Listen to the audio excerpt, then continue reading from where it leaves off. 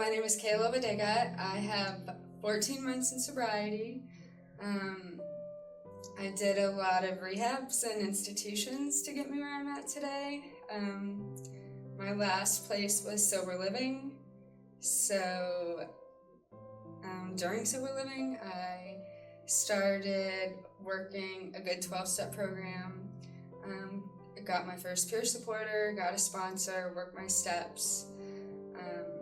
I absolutely love my peer supporter. She did great things for me, so that's kind of what led me to the internship. My sober house, it is mandatory to have peer support. It was actually another one of her clients said, I think you'd love my peer supporter, and hooked me up with her number, and I contacted you guys and got set up. At the time that I first got peer support, I had only had 3 months of sobriety under my belt, so I had to get some time in and get established. I was new into sobriety, I was new into sober living. I had another job working in recovery, but then in my 12-step group that I'm in, my home group, quite a few Thrive employees also have that as a home group, so it was actually quite a few people that came to me and was like, I think you'd be really good at this position, you should apply. I started this internship thinking that everybody had a substance use disorder, and that is not the case. We have a couple that are really big into mental health, and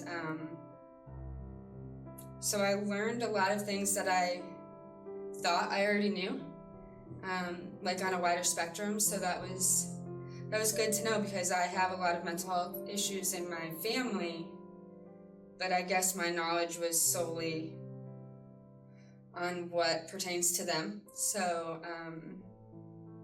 yeah, I learned a lot about mental health and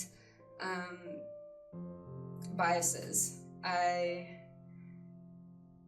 Everybody's biased in their own some sort of way, whether they'll admit it or not, but I think learning how to set your opinions aside and that we're here to lead our peers and not necessarily make their decisions for them, let them come to the conclusions on their own. That was kind of my biggest takeaway here.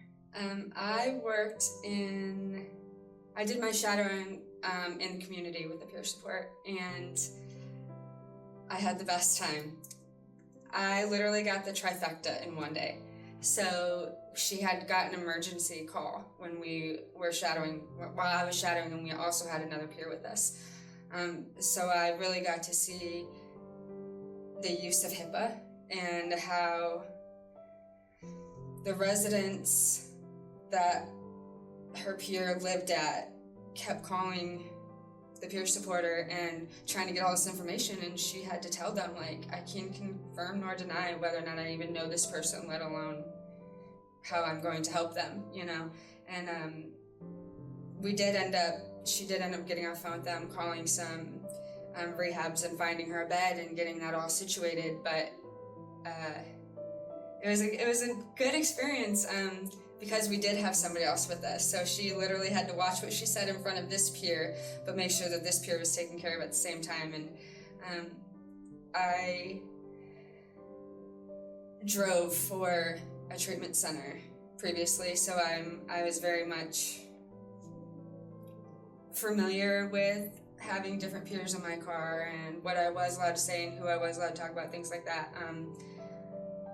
Not to the extreme as a peer supporter is. So to see all that in place and working, it was a good experience. I really enjoyed it.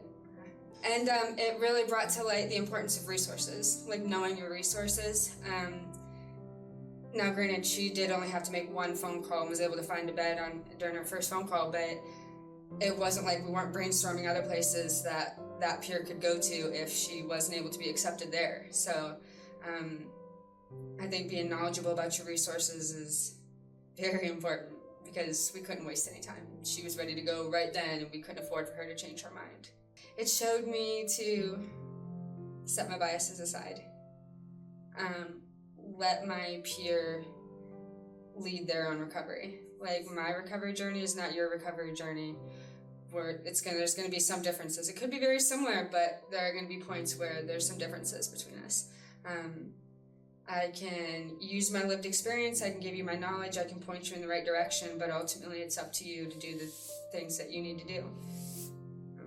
And you kind of gotta want it. You can't force anybody into recovery, because they tried that with me a few times and it didn't work.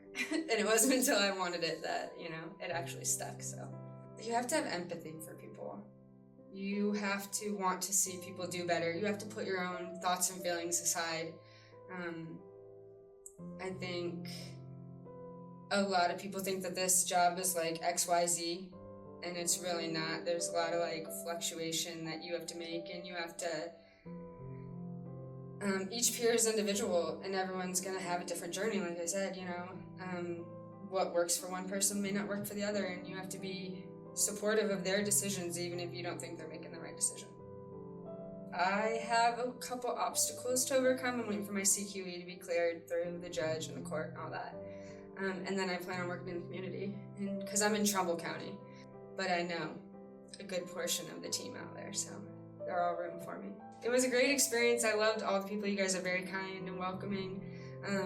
I was terrified of the laptop the first time I had to open it and use it, and I told Jace, this is not going to be good for me, but he really helped me. He really got me through it, and yeah, that's about it. It was a good time. It's sad that it's over. It was a quick 6 weeks, it really was. I couldn't